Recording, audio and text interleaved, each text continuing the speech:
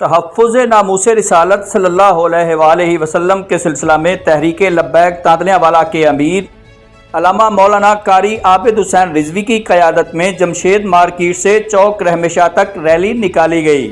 Rally میں مختلف مکاتب فکر کے علماء کرام، پیران عظام اور سیاسی شخصیت چودھری صلابت گجر کے علاوہ رحمشاہ کی تاجر برادری نے بھرپور شرکت کی۔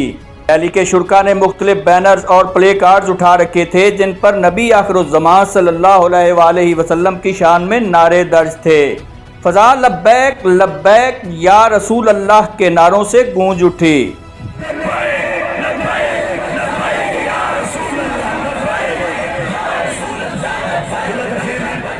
امیر تحریک لبیک پاکستان PP 103 تانتلیہ والا قاری عابد حسین رضوی بلوچ، حافظ نعمان طور، قاری ظفر اقبال فریدی، احسان شاہ گیلانی، قاری محمد رفیق چشتی، ناظم اعلیٰ رحمشاہ پیر عظیم سیفی اور دیگر نے ریلی کے شرکاء سے خطاب بھی کیا۔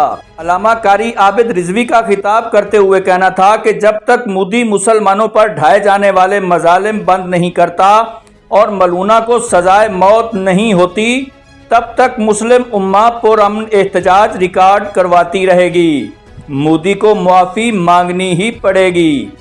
آخر میں پیر فخر حسین منیری نے ملک میں امن و سلامتی کے لیے خصوصی دعا کی۔